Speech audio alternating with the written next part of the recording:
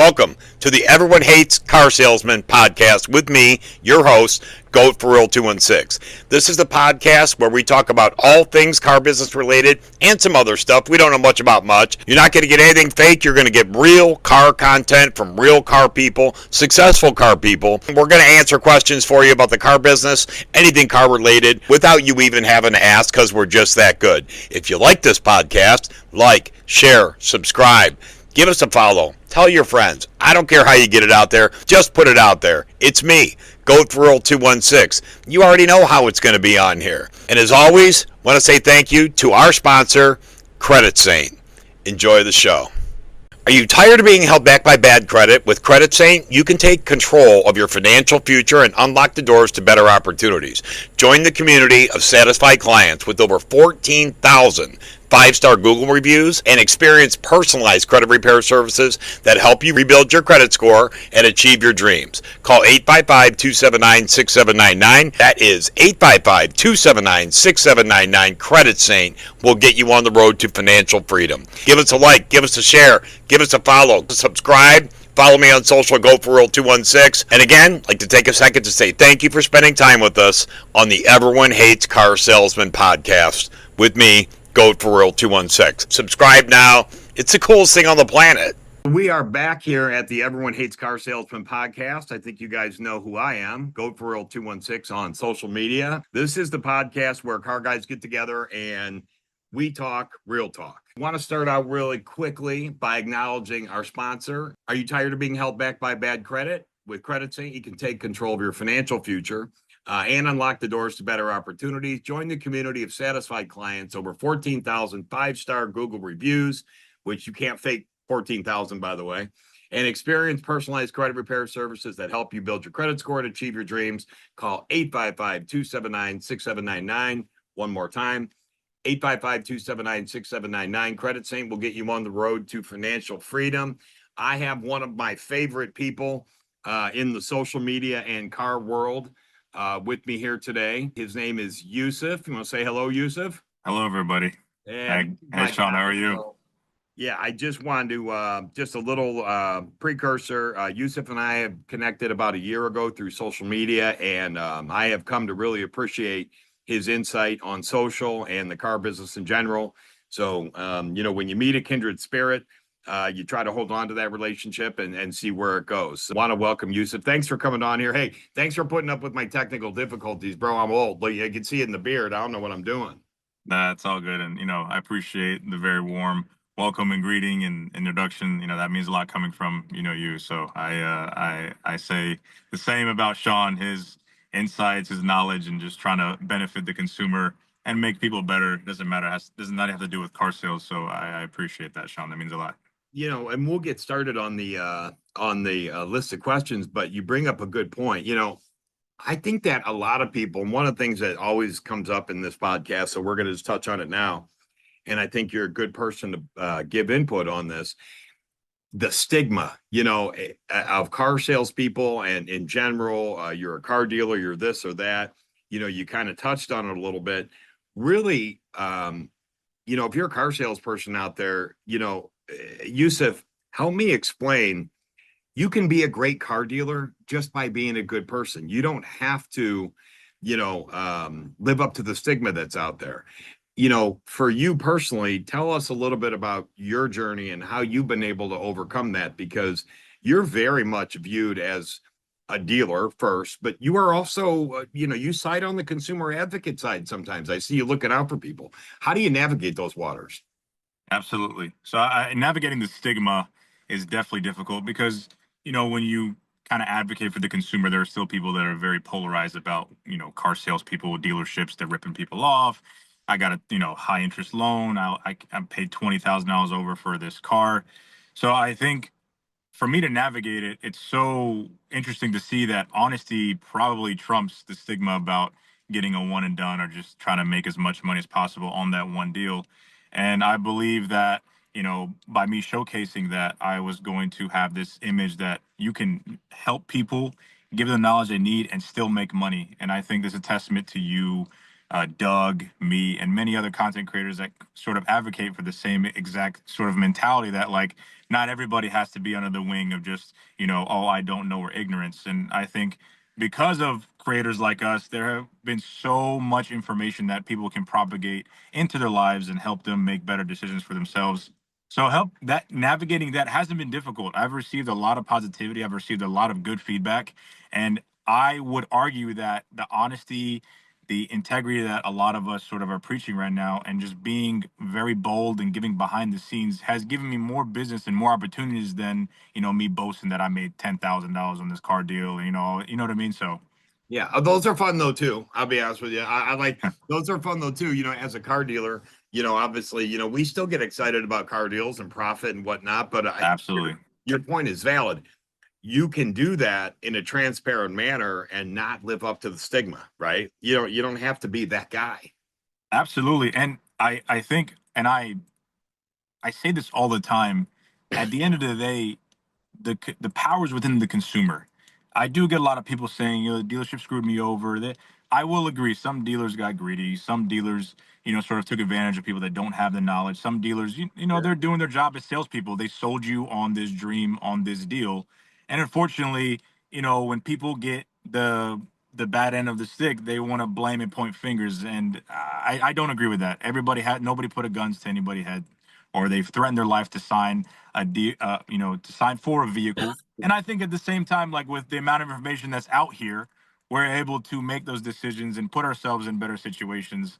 So I get a lot of comments saying, "Oh, it's the dealership's fault." It's not. I didn't force you to sign this deal. You saw, the bill of sale, the truth in lending form. You saw the vehicle price. It's your expectation. You walked in, you're going to get a brand new car for half the price. It doesn't work that way. And that's one stigma I will never get over, Sean. Everybody thinks we make like $30,000 off each car. I wish. Oh my God, what? Um, yeah, Yeah. I wish more dealers, I do wish that's interesting. I wish more dealers would give a little more information about individual deals. Like it's okay, you don't have to post exactly, it's a private business. You don't have to post what you make on every single car deal. But I wish that people, I guess, did understand more. Like it's nothing for a dealer to buy a car, sell it 7 days later, and only make $600-700. If the market shifts or the book drops on the car, or you're just uncomfortable with the buy, you just want to move it. Maybe it was a buy that you weren't really sure of or whatever, but a lot of people, like to your point, think that you make 5, 6, 7 grand a car. Now, during COVID, during chip shortage, not out of the not out of the realm, right? That was a real right, thing. But right. today, I mean, what would you say the average car deal is for the average dealer? Yusef, front and back, meaning front profit and finance profit. I mean, what do you think the average car deal is? I mean, tell me what you think. So as an independent dealer, I can't really talk about back end profit just because like we don't have that plane yet. And most Yeah. franchise dealers sort of expound on that business model than independent dealers. So I focus mainly on the front. I mean, we do between 20 to 30%. If I'm lucky, I'll get, 35 Yeah. percent. So it average out to be between $2,000 to $4,500 a car. That's what Um, you make. Yeah. Yep, and that's what it is. And I think a lot of people understand it's not a situation where, look, Sean, there's two different types of dealers, car sales people, whatever you want to call it, in this industry. It's either you work the customer so well that you got the trade-in value so good and you make a 10 pounder or $10,000 on a deal, like you bought a trade under 10 grand underneath market, you sold it to a customer at market and you made 10,000. There's nothing wrong with that. You worked the customer, you did your job, and not only that, you sold that car to another customer at fair market price. Now Right. there's another group of people that will take the fair market value and elevate it 5 grand and leverage their connection with the bank and add back end, add some sort of service contract. So those are the type of dealers that I know me and you don't really advocate for, and we trying to break the mold to let people know like, hey, you have the ability to negotiate, have the ability to walk away. So yeah, I mean, it like back to your question, it really averages out to about 20 to 30% after everything's paid. Yeah, I agree with you. That's the average car deal. And it's that's not when you look at it like an investor. So let's call it what it is. A car is nothing but an asset, right?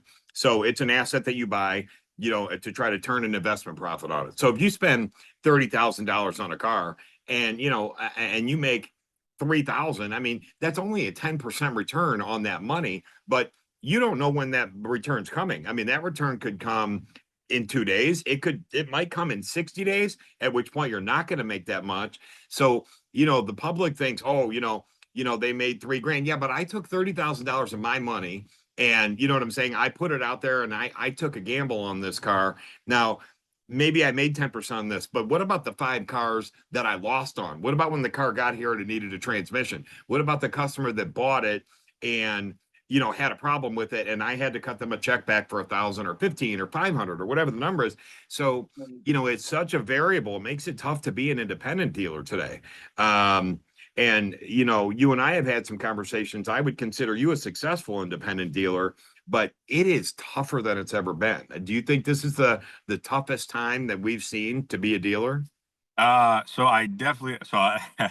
appreciate the fact that you feel as I'm successful. There's still a lot of room to grow. It's still about 2 years in. So I would say I'm doing well. I'm not exactly where I need to be.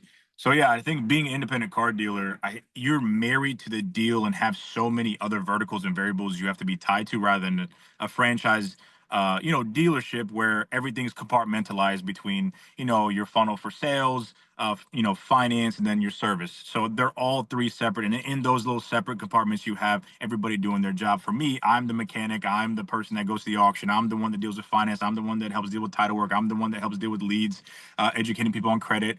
And now obviously with this new social media, kind of making time for that too. So it does spread you thin. Yeah. And I think when it comes to right now, a lot of people ask me, should I open up a dealership? I tell people all the time, it's so much competition now, Sean, and the barrier of entry to becoming a dealer is low. You just got to get your license, get a surety bond, have a place, and that's pretty much it. And that doesn't necessarily mean because people are going out to be a car dealer are going to be successful. A lot of people don't really think about like, how we can buy cars now from the auction. But what's your exit strategy? You don't have any finance companies. You're sitting with a car. If anything, like you said, you have 30,000 of your own money. Typically, it takes 45 to 60 days to sell a car. If I'm waiting 2 months to get back 3,000, does it really make sense, right? So Right. I think, like you said, it is definitely a different animal being an independent dealer. And right now, I would tell people if you are thinking of becoming a car dealer, be niche or focus on wholesale because I think right now across the whole spectrum. I think everybody, whether you're franchise independent, vehicle acquisition has been very difficult, whether it be condition, vehicle price, or just even like market sentiment. It's just weird. You'll buy a car that's hot one day, next day it will sit for 4 months. It doesn't make any sense. Yeah. So, and I want to get into you here in a minute, but, you know, I'm a big believer, and tell me how you feel about this. What are you, what plans do you have, or how are you currently implementing private owner acquisition into your acquisition strategy? Very much so. I still think when it comes to private vehicle acquisition or buying it from consumers, people they value their car of what they value at. And when we come in with Carfax, wholesale value MMR, or just plug in V Auto and see laser appraiser and just kind of see what the market is going for a wholesale auction, there's a big discrepancy. So there's a battle to be fought when it comes to, hey Yusuf, I love your channel, or hey Sean, I love your channel. I have a 2020 Nissan Altima I want to sell to you. I owe 15 on it. The value may be, I don't know, maybe 13, and they want 20 for it. And I think that's one of the hurdles with buying private. But to be honest, it's a great strategy. I bought many vehicles that I feel as if I got a great deal on, and I made really good profits. So I think that's an excellent strategy. And I think anybody who has a social media following, or even if you don't, start and use that and funnel people from the outside rather than trying to go to the auction and just sticking to that as your only channel as vehicle acquisition. Yeah, I agree with you 100%. So give me a little bit of, there's some people that are going to want to get to know you. I mean, you put yourself out there on social in a pretty transparent way. But how'd you get to where you're at today? Tell me about your journey. I mean, give me a little background. Absolutely. I was in Miami. I had a software startup company. I had some things happen personally in my life. Company didn't do well, so I decided to, branch back out to some of my connections. And for me, it was 10 steps back to go back to where I grew up. I grew up in Greensboro, North Carolina. And then I started doing food reviews, and then I had an opportunity to join in on a dealership called Rose Auto Sales, which is owned by Nick and Mo, and they gave me an opportunity to essentially they had cars sitting, so I would fix their cars that, they weren't interested in fixing. Like I'm talking about, old BMWs, new BMWs, older Mercedes and whatnot. And then I would split the profits with them 50-50. Then I had the opportunity to open up Charlotte Auto Center with them. So I went up with them. And then from there, that's when everything took off after my food reviews. Everybody thinks I started out being a car dealer. If you look at my first earlier videos, dude, I was blowing up being food review, but Yeah. that wasn't good for my weight. So I I transitioned into more vehicle stuff. And Sean, I preach the transparency because, dude, I've been there. I didn't grow up having a lot. So like when I had the opportunity to get a BMW M3 when I was 21 at 22% and had it repoed 7 months later, that was me. And I was the one who kept doing that same situation. I would get myself in the same situation financially where I'd over leverage myself 100%. So I'm telling people it's not worth it. I've been there. I drive nice cars. I do these things. And once you get it, it's just there. It's just what's next. So Yeah. that's sort of a nutshell what happened, man. And then TikTok blew up and a lot of people, really resonated with the message I was giving. And especially you, I mean, Sean, you're one of my biggest inspirations too, kind of giving that transparent information. Recording people like, hey, man, you got to be more realistic. You're not getting this car with a 550 credit score. Go fix your credit, instead of putting a down payment with this car and just think better. And, that's where I really respect your platform. Yeah, no, that's great, man. Yeah, so that's some good history about you that I don't think everybody would guess, or know, because you don't look like you eat too much. You're in shape. You're always looking jacked. You know what I mean? I look Jack, but let me this is just from top up, right? So Yeah, no, none of us shoot like the whole body. You know what I mean? know, right? Yeah. What would you say is your biggest challenge so far? As far as whether it's in the social media world, in the car world, just personally, what has been your biggest challenge? Time, Sean. I think, and I had this conversation with you. It's a lot. I think what people don't see off camera, they just see the Audis that I film or a nice car at the repo lot, just shooting the crap around. And it's not. I mean, I'm up at 6 a.m. Typically, like, I'm big on like prayer. So I'm Muslim, so we pray Fajr at 6 a.m. or, right before, sunrise. And then I'm out the door. And then as I don't know, you work at the dealership, you look down, it's 5 p.m. and you still have deals in front of you. You look again, it's 9 p.m. Implementing social media, and then just kind of making sure every vertical within your business is doing well, marketing, sales, service, the vehicles you bought, do we need to arbitrate? So my biggest hurdle right now is time management, Sean. And I can only be one person. And we had this conversation before this podcast, and it's just Yeah. that's my biggest hurdle right now, Sean, is prioritizing how I'm going to move forward, to be honest. Yeah, I remember the feeling of just wishing that you could just split yourself in half or three, because no one cares about your business like you, right? I mean, so, and it's tough to find people that are passionate about somebody else's business today, because guess what? Anybody can go start a business of some sort, with all the tools that are out there now, AI and everything else. I mean, you can decide, I want to start a widget business, and literally you can jump on Chat GPT and learn how to start a widget business. So it's hard to find people who are more passionate about your business, than they used to be, because they can just go start their own thing. They're like, wait a second, I can do that. Now, whether or not they're successful is two different things. But so Right. what trends are you seeing right now in the car business that people need to be aware of? If you could make some people, what trends or changes do you see coming down the pike? I just essentially just more transparency and just educate yourself. I think the trend I'm still seeing is people still putting themselves in the position that they are in, they can't get out of, whether it be negative equity, whether not understanding that when you buy a car and you finance it, interest is on the front end, so you're not really paying down the principal unless you pay 2 times the payment. It's all like a system, especially for people that have challenge profiles that just set themselves up for failure. Just lower expectation, buy a cash car. Sean, what was your car? My car was a 1993 Honda Civic that I drove with like 400,000 miles that I got for like $1,500. You know what I mean? Like I don't know. I feel like we grew up differently, and I'm only 32 or 31 years old, so I don't know. I don't know. I just Yeah. don't get the mindset.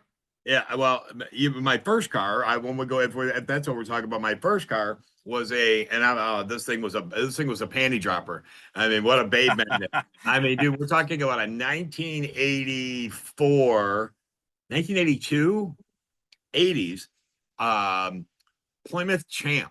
Do you even remember them? You know what okay. So do you remember the little Dodge Colt? Yeah, I remember. Okay. Yeah, yep. So the Plymouth Okay. Champ, it was about the size of a Yugo.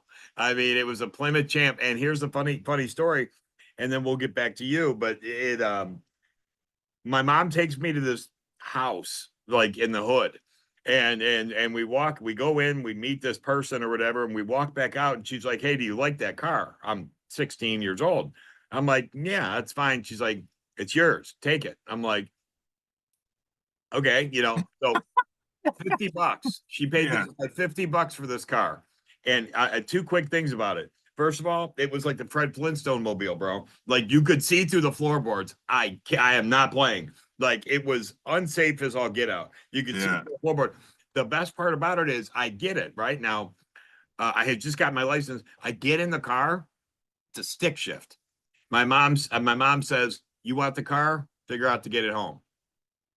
I learned how to drive a stick shift on the way home. I literally, I mean, like I was like, okay, you know what I mean? And like Right. I just figured it out. So yeah, $50 Plymouth Champ. And I'll tell you what, boy, there was a lot of young ladies got used to the back seat in that Plymouth Champ. Is that what they call it? The goat, Sean? Probably like one or two, but to me, I thought it was a lot. Yeah, no worries. So what I mean, you've told me about like some of your challenges with the dealership and the time constraints and everything else. So when you wake up in the morning, what starts your motor? I mean, what keeps you going?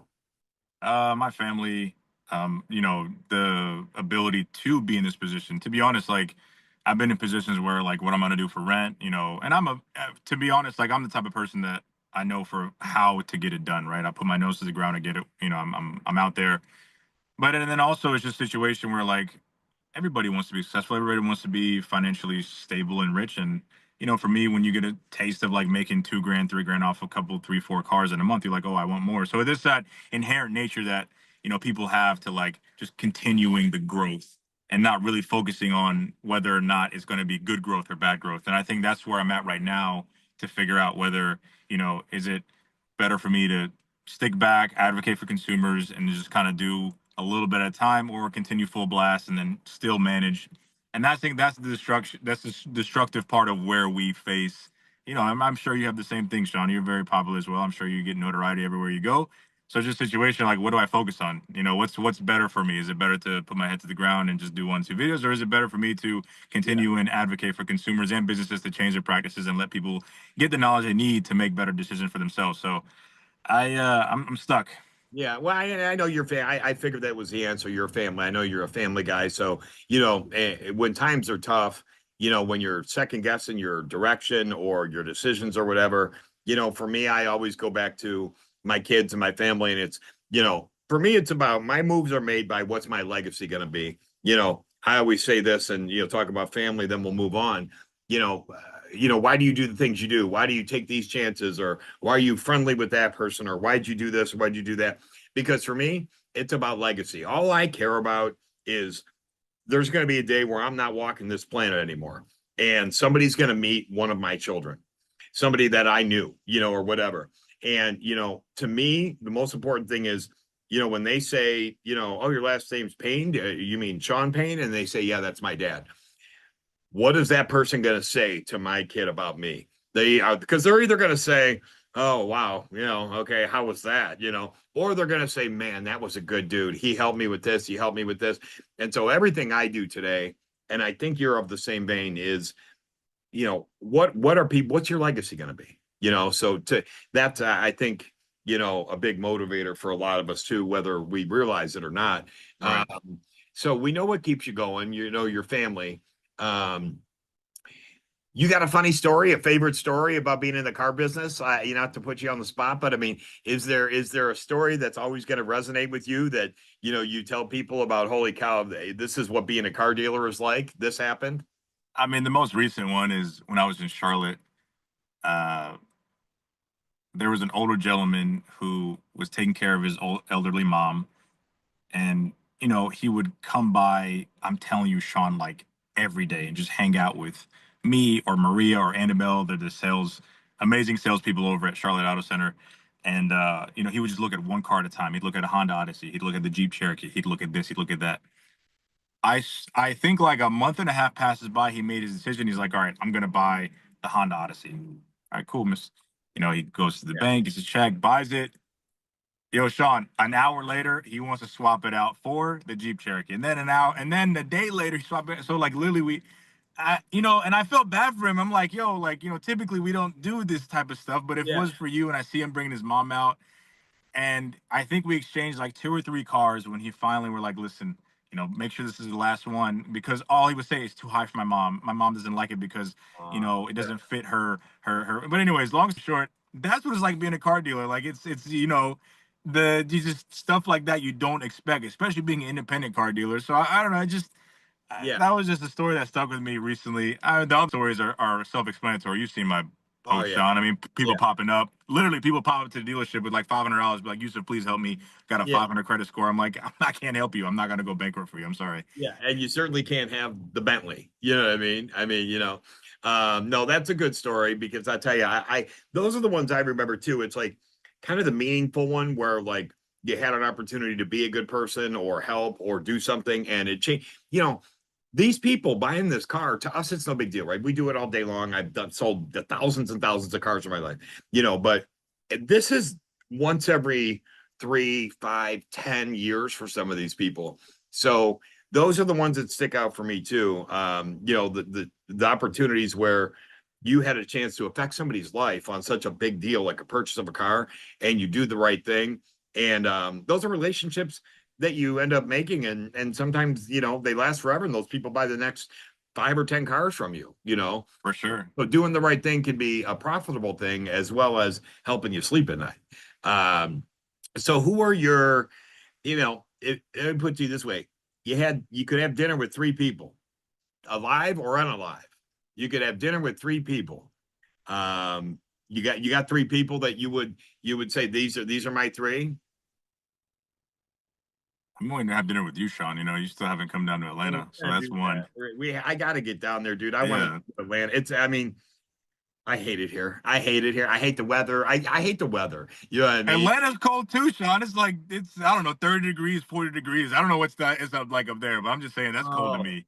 stop. You were in Miami, now Atlanta. You're talking about it's cold, buddy. Yeah, we'll no, we'll definitely get together. But I mean, do you have I guess what you would say? Do you have To be honest, Sean, I really don't, man. I don't have people like, oh, I need to have dinner with them, because like I think just like you and everybody else, everybody loves to believe we're self-made, but we're not. I mean, without the support of our followers or the support of the platforms that we have, we wouldn't be where we are. So I think it's like it's been a effort collaboratively from everybody to help us propagate to where we are. And just to expound on the last thing, Sean, about being a good person, whether it be you're a realtor, a car dealer, whatnot. Sean, like, we video ourselves doing the right thing sometimes, right? Like, for instance, I had a Kia that the motor blew, and then her parents bought her the car. They're like, 10 hours away. And I felt bad. I'm like, you know what? Let me just change the motor. It was like a $4,000 thing. So end up losing like, $3,500 on this deal.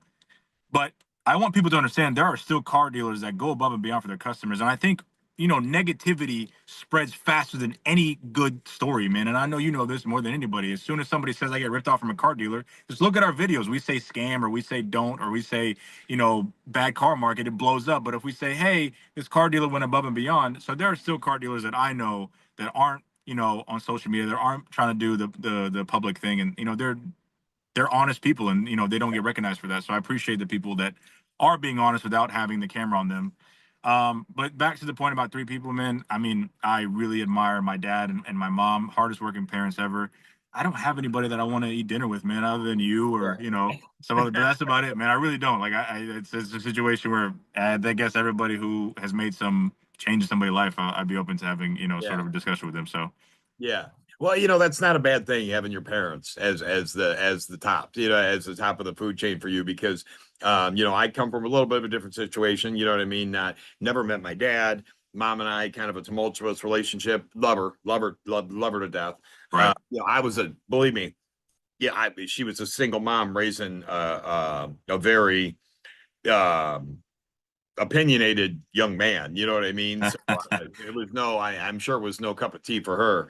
Right. I'm happy for you that you have that with your parents, bro. That's that's super important, and I think that having that allows you to think in a little bit more of a consistent way according to how they would want you to act. If you recognize them as your idols, you're going to kind of, almost subconsciously act in the way that they do, and that's going to reflect on you being maybe a better person. So what's up next for you? I mean, I know about the challenge with the dealership. I mean, do you know what's next? Are you in a phase where you're looking, you're looking at which way to go? I mean, what's next? What's on the agenda? So I'm definitely going to continue social media, and the reason why I do that is, Sean, you grew up in Ohio, and for me, I was born in Norfolk, Virginia. Lived there till I was like 9. Not really. There wasn't really much Norfolk, Virginia, other than going to the beach. There's a specific Dairy Queen on the boardwalk everybody would go to, and then if you ever drove Military Highway, that's the deadliest highway when it comes to potholes. Other than that, I mean, for me, I'm still working on my software startup. It's going to be called Carlay. It's just, it's a software startup that allows consumers and businesses to have a more transparent car buying experience, car selling experience. I see the repetitive, issue, and I'm developing a product that can solve that and be really a game changer solution to the car market. So I'm really excited about that. It just takes a lot of uplift, I guess, and it's not a situation where it's as easy as like just launching it. There's so many things I have to worry about, so many developmental issues that may come of like having, it's different when me and you, because we have so many followers. So like if I have 100,000 people sign up, I want to make sure it's ready for that. So right now, I mean, I'm at this pivotal point whether or not I'm going to continue to have like a 3, 4, 5 car dealership franchise being an independent, or do I just focus on this one right here, get it to a good steady pace, and continue social media and advocate. It's that's where I'm at right now, Sean. So hopefully I get some clarity soon. Yeah, no, that's good. And, I think that we're all fluid. One thing about, guys like ourselves in the car business, on a daily basis or, on the fringe basis, whatever, but also doing social. One thing it does is it gives you options. At one point you're looking at it like, I don't know what I want to do. This is so hard doing this with this, and then the other, but what a blessed option to have. Like, hey, if I want to, I can not be in the car business anymore, and I can just make videos, and I could probably feed my family and not go backwards, and maybe become wealthy, or maybe not, but you could definitely survive, with the following that you have for sure. You could do nothing but shoot TikTok videos, be informative, be a talking head, educate people, and work from home in your basement, like I'm doing right now. I don't know if I'll ever go back to a dealership if the right thing comes along. I'm not going to say never, but we have options. And so in the same way that it's a negative because it pulls at you so much, I got to do this, I got to post, I got to do this. Sean wants me to do a podcast. I got to get to the dealership, I got customer. What a great option, because without social, what would we have? Well, I mean, for me, I'm in a dealership. If there was no social media, I would be in a dealership 50, 60 hours a week. And that would be, and I would be happy doing it, but I wouldn't know about this option. So, I think we need to count our blessings. And certainly you're one of those guys. You have options. What I mean? You're not stuck in anything, especially with your knowledge of the techie side and everything that you do know. And you've taught me a lot. So I, for one, feel blessed. So, I hope that while you're in this decision stage, that you'll also, look up and say, man, thank you. Thank you for allowing me to have decisions. You know what I mean? Because a lot of people don't. Some guys are stuck in a dealership, Yusef. What would you? No, you're right. You're right. What would you say to somebody who, and I'm sorry to interrupt you, but what would you say to somebody who is in the car business and wants to become the next Yusef, ride with Yusef on social? I as much as I would admire that, I think having your individualistic like approach towards social media is what makes people, famous, or they have their little niche that they go off of. So being the next ride with Yusef really wouldn't be anything special, because right now I'm just repeating honesty, and people can do that in their own way, right? So I tell people that ask me these questions all the time, Yusuf, I can be the best car salespeople. Sean, like, I mean, you do trainings, and I admire your shift in the game, and I think you'll do amazing, because your knowledge across the board, whether it be from sales or finance or F&I or anything. Any dealership that hires you is going to benefit tremendously. And, not even that, like long term, they would probably 100x whatever they got coming in. So I'm wishing you very, very well on that, Sean. And I think I tell people all the time, like, it's crazy, Sean, how many car salespeople don't know their product. They don't know what a V6 is or V4 is, or and so I tell people, number one, know your product, be honest, and I'm telling you, people will buy from you. Like, if you're too pushy or too sale, like, people can smell that, and unfortunately, it's not a good game. So if you want to be the next Raul Yusuf, just be honest, and there's nothing wrong with you making money. Tell them straight up and be firm. Be like, hey, I can't do it, and that's what people need. Don't be like, oh, I'll try to do it, then you lie to them, then they get an unexpected price. Just be straight up. Right. So that's how I believe, being the next, GOAT or the next Sean or the next whoever that's promoting honesty and still advocating for them to make money. You just got to be transparent up front. Yeah, I love it. Well, I'm going to let you get back to running your 19,000 businesses that you're involved in. I'm just playing, but I do want to take a minute and say thank you. You've been a great influence with me. You showed me a lot about, the tech side of things and the affiliate marketing side of it. I know I lean on you a little bit. So sometimes you get a 1 a.m. text from me or something like that, hey, dude, what about this? Or how's this work? So I really appreciate you being willing to share your knowledge. And, I definitely count you as a friend, so I'm happy that we were able to spend time today. You took time out of your day. What would you leave us with if you had to all the car guys out there, what's the one thing that you want people to take from a meeting with Yusef? What's the one thing you would want to leave them with? I think the one thing I'll leave people with is just, remove pride and, just any ignorance or arrogance you have, and just be the most genuine person you can be. And I'm going to say a hot take, Sean, because I forgot to say this earlier. Yeah. I believe an independent car dealer or car salesman will rock sales over any franchise salesperson. I'm sorry, that's just my opinion. That's just my opinion. Yeah. But I think being just be versatile, like you said, like know the product, know what you get with the credit or the profile of the customer, and then just put them in something that that will work for them. Don't oversell anything, don't undersell anything, and that's what I want to leave with people. And think of him as if it's your mom or your dad. I know some people would sell their mom and dad, but I'm saying in general, we want to take to our family, but just leave with that. And I think and I appreciate you, Sean, because not only that, I've seen the help that you've done for people and how it's, people tag you in random videos, and I see on my For You page, Sean Man really saved me from this, or, this video that Sean did has allowed me to put in perspective what I'm going to pay for a car. I'm going to prioritize my credit thing. So even if it's not legacy with your kids, Sean, you're giving yourself legacy through other means and other channels. So that's very admirable. And I applaud you for that. And I hope you continue to grow that way. Yeah. Yeah. Well, I appreciate it. I will, I'll let you go. I know you and I will be in touch, and we'll talk more about this, but thank you for coming on here. Obviously this podcast is a little bit new. I'm still feeling out the glitches, but to have somebody like you on here so early is honestly an honor for me. So, thank you again for your time. And, we'll definitely be in touch, but, if you like this podcast, give me a like, give me a share, give me a follow, give me a download, give me a subscribe, give me something, guys. Give Muller. Just give him $1. Just send him $1. Or just cash at me $1. No. But, give us a like, give us a share, give us a subscribe. If you like this podcast, again, thank you to Credit Saint, our sponsor. If you have credit issues, they are the absolute go-to people in the country. Get your score up so you can buy a car from Yusef and have a nice 700 credit score, so he doesn't have to worry about which bank he can get you approved through. So, but we're signing off from the Everyone Hates Car Salesman podcast. Yusef, thank you so much. Sean, thank you. It was an honor. All right. Love you, brother. That's our show for today, boys and girls. Thanks for visiting us on the Everyone Hates Car Salesman podcast. Like, share, subscribe, download, tell your friends. Again, I don't care how you get out there. Just help a brother out. Want to say thank you once again to our guests for today, as well as our main sponsor, Credit Saint. Make sure you see us next time with me, Goat for World 216, on the Everyone Hates Car Salesman podcast. Deuces.